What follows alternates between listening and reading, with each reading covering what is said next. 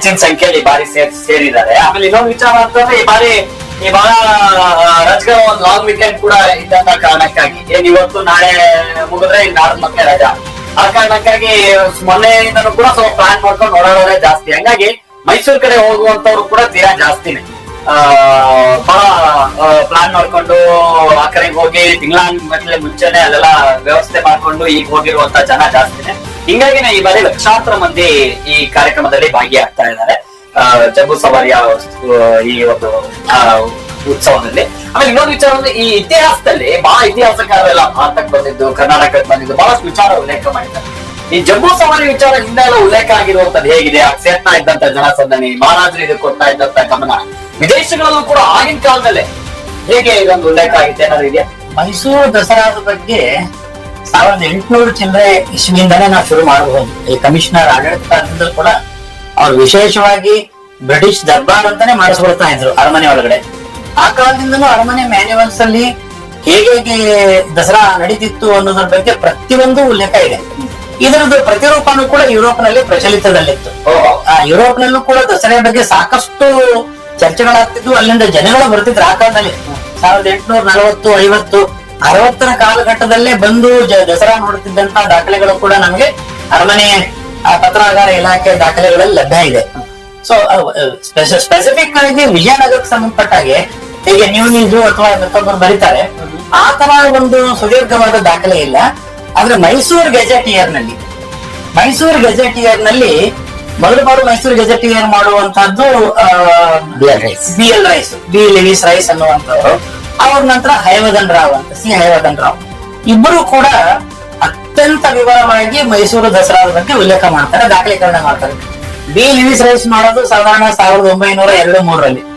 ಇವರು 35-36ರಲ್ಲಿ 2 ಸಂಪುಟಗಳು ಪಬ್ಲಿಷ್ ಆಗುತ್ತೆ ಮೈಸೂರು ಗೆಜೆಟಿಯರ್.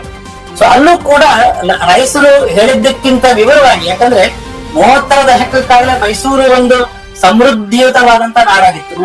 ಆ ಎಲ್ಲ ವಿವರಗಳನ್ನು ಕೂಡ ಹೈವದನ್ರು ರೆಕಾರ್ಡ್ ಮಾಡ್ತಾರೆ. ಇವತ್ತಿಗೂ ನಾವು ಲಭ್ಯ ಇದೆ ನಮ್ಗೆ, ಇವತ್ತು ಆನ್ಲೈನ್ ಅಲ್ಲೂ ಕೂಡ ನಮ್ಗೆ 2 ವಾಲ್ಯೂಮ್ಗಳು ಲಭ್ಯ ಇದೆ ನಮ್ಗೆ.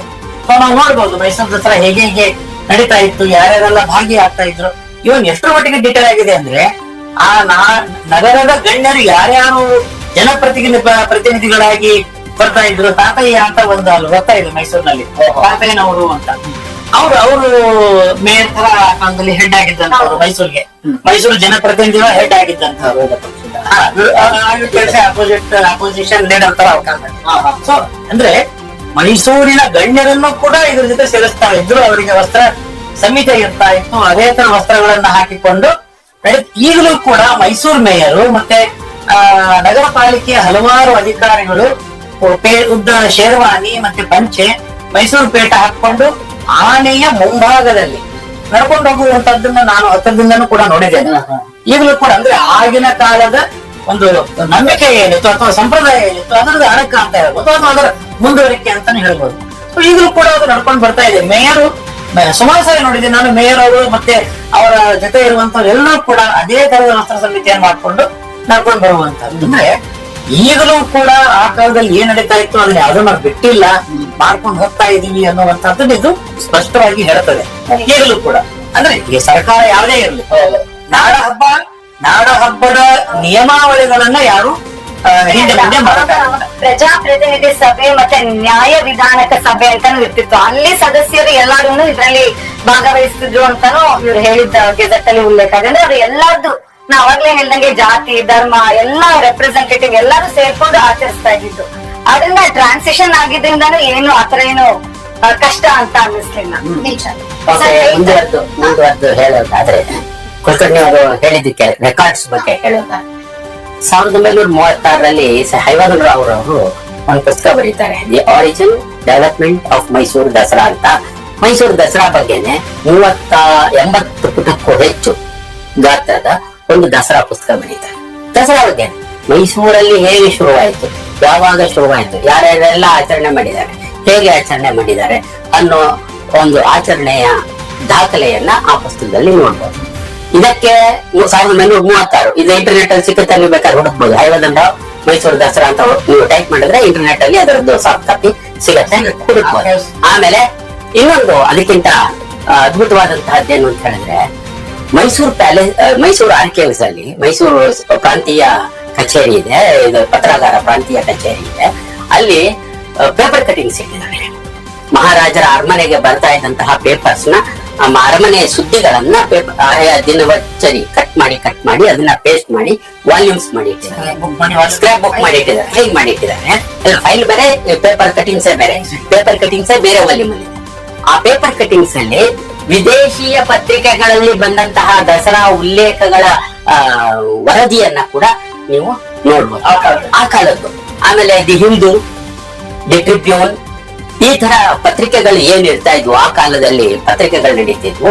ಅವು ದಸರಾ ಆಚರಣೆಯ ಬಗ್ಗೆ ಕುರಿತಾದಂತಹ ಅಭೂತಪೂರ್ವವಾದಂತಹ ಅತ್ಯುತ್ತಮ ಲೇಖನಗಳನ್ನ, ಅಂದ್ರೆ ಎಕನಾಮಿಕ್ ಇಂಪ್ಯಾಕ್ಟ್ ಬಗ್ಗೆ, ಆಮೇಲೆ ಅಗ್ರಿಕಲ್ಚರಲ್ ಇಂಪ್ಯಾಕ್ಟ್ಸ್ ಬಗ್ಗೆ, ಆಮೇಲೆ ಫೈನಾನ್ಷಿಯಲ್ ಇಂಪ್ಯಾಕ್ಟ್ಸ್ ಬಗ್ಗೆ, ಇಂಡಸ್ಟ್ರಿಯಲ್ ಡೆವಲಪ್ಮೆಂಟ್ ಅಂಡ್ ಗ್ರೋತ್ ಬಗ್ಗೆ, ಕಲ್ಚರಲ್ ಎಕ್ಸ್ಪಾನ್ಷನ್ಸ್ ಬಗ್ಗೆ, ಆಮೇಲೆ ಅಷ್ಟರ ಜೊತೆಗೆ ಇನ್ 2 ಪುಸ್ತಕ ಇದೆ, ಅದು ಹೇಳ್ಬಿಟ್ಟು ನಾನು ವಿರಮಿಸ್ತೀನಿ. ಒಂದೇನು ಅಂತ ಹೇಳಿದ್ರೆ, ಈ ಪ್ಯಾಲೇಸ್ ಅಡ್ಮಿನಿಸ್ಟ್ರೇಟಿವ್ ಮ್ಯಾನ್ಯುಯಲ್ಸ್ ಅಂತ ಪ್ರತಿ ವರ್ಷ ತಂದಿದ್ದಾರೆ ಮೈಸೂರು ಅರಮನೆ ಮಹಾರಾಜರು ಪ್ಯಾಲೇಸ್ ಮ್ಯಾನ್ಯುಯಲ್ಸ್ ಅಂತ. ಇನ್ನೊಂದು ಮೈಸೂರು ಅಡ್ಮಿನಿಸ್ಟ್ರೇಟಿವ್ ಮ್ಯಾನ್ಯುಯಲ್ ಅಂತ ಒಂದು ಪುಸ್ತಕ ತಂದಿದ್ದಾರೆ. ಅದರಲ್ಲಿ ನಿಮ್ಗೆ ವಿಶೇಷ ಅನ್ಸ್ಬೋದು, ಮೇಡಮ್ ಆವಾಗ್ಲಿಂದ 2-3 ಸರಿ ಉಲ್ಲೇಖ ಮಾಡಿದ್ರು, ಯಾವ್ದನ್ನ ಪ್ರಜಾಪ್ರತಿನಿಧಿ ಸಭೆ. ಅದು ದಸರಾ ಕಾಲಘಟ್ಟದಲ್ಲಿ ನೆರವೇರ್ತಾ ಇತ್ತು.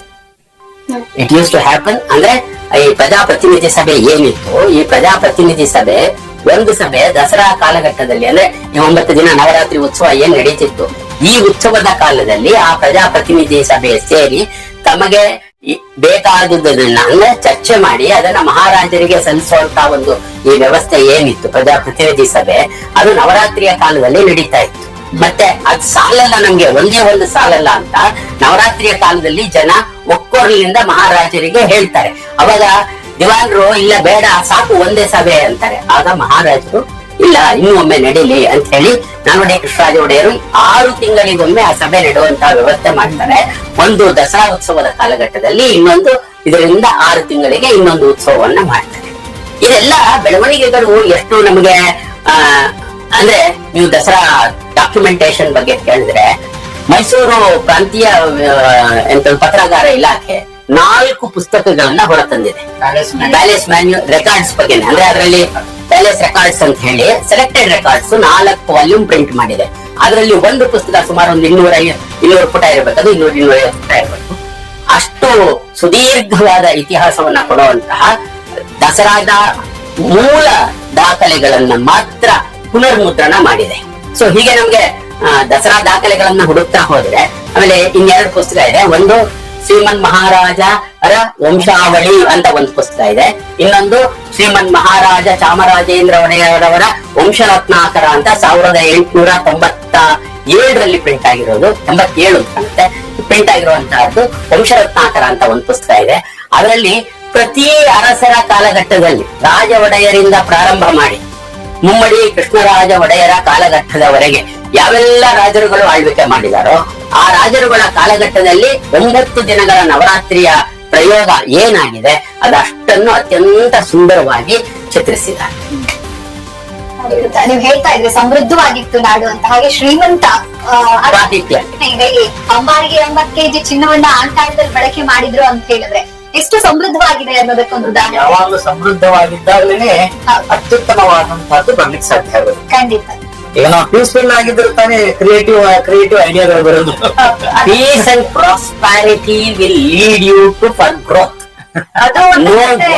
No war will lead you to growth. ಮತ್ತೆ ಇನ್ನೂ ಒಂದು ಯೋಚನೆ ಮಾಡ್ಬೇಕು ನಾವು, ಇದೆಲ್ಲ ಅದು ಒಂಥರ ಶಕ್ತಿ ಪ್ರದರ್ಶನ ಹೌದು ಇದು. ಅಂದ್ರೆ ಸಾಮಂತ ರಾಜರು ದೊರೆಗಳು ಎಲ್ಲರನ್ನು ಅವರು ಆಹ್ವಾನ ಕೊಟ್ಟು ಕರೀತಾ ಇದ್ರು. ಇವ್ರ ಹತ್ರ ಇರೋ ಅಶ್ವದಳ ಇರ್ಬೋದು, ಆನೆ ದಳ ಇರ್ಬೋದು, ಎಲ್ಲದರದ್ದು ಅವ್ರದೊಂದು ಶಕ್ತಿಯ ಒಂದು ಪ್ರದರ್ಶನ ಆದಂಗೂ ಆಗ್ತಾ ಇತ್ತು. ಆದ್ರಿಂದ ಇದೊಂಥರ ವಿಶೇಷವಾದ ಆಚರಣೆ. ಮತ್ತೆ ಎಲ್ಲಾರ್ನು ಎಲ್ಲರಿಗೂ ಇಲ್ಲೊಂದು ಪಾತ್ರ ಇದೆ ಅಂತ ಅನ್ಸುತ್ತೆ. ಈಗ ಶಕ್ತಿ ಪ್ರದರ್ಶನ ಅಂದ್ರೆ ಒಂದು ವಾರ ಆಗಿನೇ ನೋಡ್ಬೇಕು ಏನ್ ಬೆತ್ತಂದಿದೆ ಅಂತ. ಗಣರಾಜ್ಯೋತ್ಸವ ಸಂದರ್ಭದಲ್ಲಿ ಹೇಗೆ ನೋಡ್ತೀವ ಆಗಿನ ಕಾಲದಲ್ಲಿ ಸಂಸ್ಥಾನದಲ್ಲಿ ಇದು ಚದುರಂಗ ಬಲ. ಚದುರಂಗ ಬಲದ ಇದನ್ನ ನಾವು ಪ್ರೊಸೆಷನ್ ನೋಡ್ತಾ ಇದ್ವಿ. ಚದುರಂಗ ಬಲದಲ್ಲಿ ಪಾದಾತಿ ದಳ, ಅಶ್ವದಳ, ಗಜದಳ, ರಥದಳ 4 ದಳಗಳು ಹೋಗ್ತಾ ಇದ್ವು. ಯಾವಾಗ್ಲೂ ಏನಾಗುತ್ತೆ, ಒಂದು ಜನಸಾಮಾನ್ಯರಿಗೆ ನಂಬಿಕೆ ಏನು ಅಂದ್ರೆ ನಮ್ಮ ಸೈನ್ಯ ಶಕ್ತಿ ಗಟ್ಟಿಮುಟ್ಟಾಗಿದೆ ಅಂದ್ರೆ ನಾವು ನೆಮ್ಮದಿಯಾಗಿರ್ತೀವಿ. ಆದ್ರೆ ಜನಗಳಿಗೂ ಅದು ಮಾಡೋದನ್ನ ನೋಡಿ ಪರವಾಗಿಲ್ಲಪ್ಪ, ನಮ್ ರಾಜನ ಹತ್ರ ಎಲ್ಲ ಇದೆ, ನಮ್ಗೆ ಏನಾದ್ರು ಅಂದ್ರೆ ನಮ್ಮನ್ನ ಕಾಪಾಡ್ಬಿಡ್ತಾನೆ ಅನ್ನುವಂತ ಒಂದು ನಂಬಿಕೆ ರಾಜನ ಮೇಲೆ. ಈಗಲೂ ಕೂಡ ನಾವು ಹಾಗೆ ಅಲ್ಲ, ನಮ್ಮ ಸೈನ್ಯ ಚೆನ್ನಾಗಿದ್ದಕ್ಕೆ ನಾವು ಇವತ್ತು ಸುರಕ್ಷಿತವಾಗಿ ಇದ್ದೇವೆ. ಇಲ್ಲ ಅಂದ್ರೆ ಯಾವ್ದೋ ಕಾಲದಲ್ಲಿ ನಮ್ಮನ್ನು ಹೊಡೆದಾಕ್ಬಿಡೋರು. ಆ ತರದ ಒಂದು ಪರಿಸ್ಥಿತಿಯಲ್ಲಿ ನಾವು ಭಾರತನ ಬಂದಿಲ್ಲ, ಬೇರೆ ಬೇರೆ ದೇಶಗಳು ಇವತ್ತು ನೋಡ್ತಾ ಇದ್ದೀವಿ, ಬೇರೆ ಬೇರೆ ದೇಶದಲ್ಲಿ ಆಗ್ತಿರ್ತಕ್ಕಂತ ಸನ್ನಿವೇಶಗಳನ್ನ. ಹಾಗಾಗಿ ಮೈಸೂರು ಯಾವತ್ತಿಗೂ ಹೆಚ್ಚಿನ ಯುದ್ಧಗಳನ್ನ ಮಾಡ್ಲಿಲ್ಲ. ಚಿಕ್ಕದೇವರಾಜ ಒಡೆಯರ ಕಾಲದವರೆಗೆ ಮೇಜರ್ ಯುದ್ಧಗಳು ಏನಾದ್ರು ಅಷ್ಟೇ. ಆ ನಂತರ ಹೈದರ್ ಮತ್ತೆ ಟಿಪ್ಪು ಕಾಲದಲ್ಲಿ ಬಂದಷ್ಟು ಯುದ್ಧಗಳು, ಆ ನಂತರ ಹೆಚ್ಚಿನ ಯುದ್ಧಗಳು ಆಗ್ಲಿಲ್ಲ. ಅತ್ಯಂತ ಸುಭಿಕ್ಷವಾಗಿ ಎಲ್ಲರನ್ನೂ ಒಟ್ಟಿಗೆ ಕರೆದುಕೊಂಡು ಹೋಗುವಂತಹ ನಾಡಾಗಿ ಮೈಸೂರು ಬೆಳೀತು. ಹಾಗಾಗಿ ಮೈಸೂರು ಯಾಕೆ ಎಲ್ಲ ಅಮೂಲಾಗ್ರವಾಗಿ ಸಂಪತ್ತು ಭರಿತ ಆಗ್ಲಿಕ್ಕೆ ಕಾರಣ ಆಯ್ತು ಅಂತಂದ್ರೆ ಈಗ ಇದೇ ಮುಖ್ಯ ಕಾರಣ. ಚಿಕ್ಕದಿದ್ರು ಕೂಡ ವ್ಯಾಪ್ತಿ ತುಂಬಾ ಚಿಕ್ಕದಾಗಿರ್ಲಿಲ್ಲ. ಕೋಲಾರದಿಂದ ಹಿಡಿದು ಶಿವಮೊಗ್ಗ, ಮಧ್ಯ ಕರ್ನಾಟಕ ಭಾಗ, ಇನ್ಕ್ಲೂಡಿಂಗ್ ಬಳ್ಳಾರಿ. ಎಷ್ಟು ಮಟ್ಟಕ್ಕೆ ಅಂದ್ರೆ ಕುಲಕರ್ಣಿ ಅವ್ರು ಹೇಳಿದಕ್ಕೊಂದು ಸಪೋರ್ಟಿವ್ ಆಗಿ ಮೈಸೂರು ಸಂಸ್ಥಾನ 1799 ನಂತರ ಕೂಡ ಭಾರತದಲ್ಲಿ ಬ್ರಿಟಿಷ್ ರಾಜ್ಯದ ಕೆಳಗಡೆ ಇದ್ದಂತಹ ಎಲ್ಲ ಸಂಸ್ಥಾನಗಳಲ್ಲಿ ಅತ್ಯಂತ ದೊಡ್ಡ ಸಂಸ್ಥಾನ ಮತ್ತು ಅತ್ಯಂತ ಸಂಸ್ಥಾನ. ಎಲ್ಲಾ ರೀತಿಯಲ್ಲೂ ಸಾಂಸ್ಕೃತಿಕವಾಗಿ, ಆರ್ಥಿಕವಾಗಿ, ಕೈಗಾರಿಕಾ ಎರಡು ಯುದ್ಧಗಳನ್ನ ಸಾಲ ಮಾಡದೆ ತನ್ನ ಸ್ವಂತ ಕಾಲ ಮೇಲೆ ನಿಂತು ಸಾಧಿಸಿದಂತಹ ಮೈಸೂರು ಸಂಸ್ಥಾನ ಯಾವುದು? ಮೊದಲನೇ ಮಹಾಯುದ್ಧ ಮತ್ತು ಎರಡನೇ ಮಹಾಯುದ್ಧ, ಎರಡರ ಕಾಲಘಟ್ಟದಲ್ಲೂ ಸಾಲ ಮಾಡದೆ ತನ್ನ ಆರ್ಥಿಕ ಬೆಂಬಲದೊಂದಿಗೆ ಬೆಳೆದು ಬಂದಂತಹ ಸಂಸ್ಥಾನ ಯಾವ್ದಾದ್ರೂ ಭಾರತದಲ್ಲಿ ಇದ್ರೆ ಅದು ಕೇವಲ ಮೈಸೂರು ಸಂಸ್ಥಾನ ಮಾತ್ರ. ಬರೀ ಮೈಸೂರಿಗೆ ಅಷ್ಟೇ ಅಲ್ಲ ಸೀಮಿತವಾಗಿ, ನಾಲ್ವಡಿ ಕೃಷ್ಣರಾಜ ಒಡೆಯರು ಇನ್ನು ಅದ್ಭುತವಾದಂತ ವಿಚಾರ ಇದು. ವಾರಣಾಸಿಯಲ್ಲಿ ಇರುವಂತಹ ಬೆನಾರಸ್ ಹಿಂದೂ ಯೂನಿವರ್ಸಿಟಿ ಅಂತ ಏನ್ ಹೇಳ್ತೀವಿ, ಅದನ್ನ ಕಟ್ಟುವಂತ ಸಂದರ್ಭದೊಳಗೆ ಇವರು ಮೊದಲನೇ ಈಡುಗಂಟು ಕೊಡೋದು ನಾಲ್ವಡಿ. ಇವತ್ತಿಗೂ ಮದನ್ ಮೋಹನ್ ಮಾಳವೀಯ ಅವರು ನಾನು ಯೂನಿವರ್ಸಿಟಿ ಮಾಡ್ತೀನಿ ಅಂತ ಎಲ್ಲ ರಾಜರನ್ನ ಕೇಳಿಕೊಂಡಾಗ ದೊಡ್ಡ ಈಡುಗಂಟು ಕೊಟ್ಟಂತವ್ರು ಅವರು ಮೊದಲನೆಯ ಚಾನ್ಸಲರ್ ಕೂಡ ನಾಲ್ವಡಿ ಕೃಷ್ಣರಾಜ ಒಡೆಯರ್. ಅಲ್ಲಿಗೆ ಎಲ್ಲಿ ವಾರಣಾಸಿ, ಎಲ್ಲಿ ಮೈಸೂರು, ಇವತ್ತಿಗೂ ಕೂಡ ಮೈಸೂರು ಘಾಟ್ ಅಂತ ಒಂದು ಜಾಗ ಇದೆ. ಅವರ ನೆನಪಿಗೋಸ್ಕರವಾಗಿ ಒಂದು ಘಟ್ಟವನ್ನ ಮಾಡಿರುವಂತಹದ್ದು. ಇವತ್ತಿಗೂ ಅಲ್ಲಿನ ಯೂನಿವರ್ಸಿಟಿ ಡೇ ಅಂತ ಏನ್ ಹೇಳ್ತೀವಿ, ಆ ಸಂದರ್ಭದಲ್ಲಿ ನಾಲ್ವಡಿ ಅವ್ರನ್ನ ಸ್ಮರಿಸ್ತಾರೆ. ನಾನು ಹಲವಾರು ಸರಿ ಹೋಗಿದ್ದೀನಿ ಯೂನಿವರ್ಸಿಟಿಗೆ, ಬೇರೆ ಬೇರೆ ಸಂದರ್ಭದಲ್ಲಿ ಉಪನ್ಯಾಸಕ್ಕೆ ಇರ್ತೇನೆ. ಈಗಲೂ ಕೂಡ ಅಲ್ಲಿ ನಾಲ್ವಡಿ ಅವ್ರನ್ನ ಆ ಯೂನಿವರ್ಸಿಟಿ ಸ್ಥಾಪನಾ ದಿನದಂದು ಡೆಫಿನೆಟ್ಲಿ ನೆನ್ಸೆ ನೆನೆಸ್ತಾರೆ. ಆಗಿನ ಕಾಲಕ್ಕೆ ಒಂದು ವರ್ಷಕ್ಕೆ ಹಿಂಗಿರ್ಬೇಕು ಈ ನಾಡ ಹಬ್ಬನ ಪರಿಕಲ್ಪನೆನೇ ನಾವ್ ನೋಡ್ತೀವಿ ಅಂತ ಅಂದ್ರೂ ಈ ದಸರಾ ಹಬ್ಬಕ್ಕೆ ಒಂದು ಉದ್ದೇಶ ಇದೆ. ಉದ್ದೇಶ ಅಂದ್ರೆ ನಾವೆಲ್ಲ ಇಲ್ಲಿ ಮಾತಾಡ್ದಂಗೆ ದುಷ್ಟ ಶಿಕ್ಷಣ, ಶಿಷ್ಟ ರಕ್ಷಣಾ ಇರ್ಬೋದು. ಮತ್ತೆ ಇದಕ್ಕೆಲ್ಲ ಒಂದು ಮಾರ್ಗಸೂಚಕ ಇದೆ. ಎಲ್ಲಾ ಕಡೆ ದಾಖಲಾಗ್ದಿರಂಗೆ ಹಿಂಗೆ ಈ ತರಾನೇ ಒಂದು ಮಾಡ್ಬೇಕು, ಈ ತರಾನೇ ಇದನ್ನ ಆಚರಣೆ ಮಾಡ್ಬೇಕು, ಈ ಹೂವನ್ನೇ ಈ ತರ ಹಾಕ್ಬೇಕು, ಸಿಂಹಾಸನ ಈ ತರಾನೇ ಕಟ್ಬೇಕು, ಎಲ್ಲದಕ್ಕೂ ಒಂದು ಮಾರ್ಗಸೂಚನೆ ಇದೆ. ಎಲ್ಲ ಈ ತರ ಒಂದು ಪರಂಪರೆ, ಸಂಸ್ಕೃತಿ, ಧರ್ಮ ಮತ್ತೆ ಜನಗಳನ್ನು ಎಲ್ಲ ಒಗ್ಗೂಡ್ಸಿ ಎಲ್ಲರೂ ಬಂದು ಒಂದು ಉತ್ಸಾಹದಿಂದ ಪಾಲ್ಗೊಳ್ಳೋ ಒಂದು ಹಬ್ಬ ಅಂದ್ರೆ ಇದೇನೆ. ನಾವೇ ಇಲ್ಲಿಂದ ನೋಡಿ ಎಷ್ಟು ಎಂಜಾಯ್ ಮಾಡಿದ್ವಿ ಇದನ್ನ. ಪ್ರತಿಯೊಂದು ನಾವ್ ನೋಡ್ತಾ ಇದ್ದಾಗ ನಮ್ಗೆ ಎಷ್ಟು ಒಂಥರ ಮೂಕ ವಿಸ್ಮಿತ ತರ ಆಗ್ಬಿಟ್ಟಿತ್ತು. ಈ ತರ ಒಂದು ಎಲ್ಲೂ ಸಿಗಲ್ಲ ಅಂತ ನಮ್ಗೆ ಅನ್ಸುತ್ತೆ. ಖಂಡಿತ ನೋಡ್ಬೋದು. ಜನ ಕೂಡ ಅಷ್ಟೇ ಸಾಗದ ರೀತಿಯಾಗಿ ಸೇರಿದ್ದಾರೆ. ಎಲ್ಲ ಒಂದ್ ಕಡೆ ನೋಡಿ ಮತ್ತೊಂದ್ ಕಡೆ ಓಡ್ಕೊಂಡು ಬರ್ತಾರೆ, ವಾಪಸ್ ನೋಡ್ಬೇಕು, ಇನ್ನೊಂದ್ಸಲ ನೋಡ್ಬೇಕಂತ ಅಂದ್ಬಿಟ್ಟು.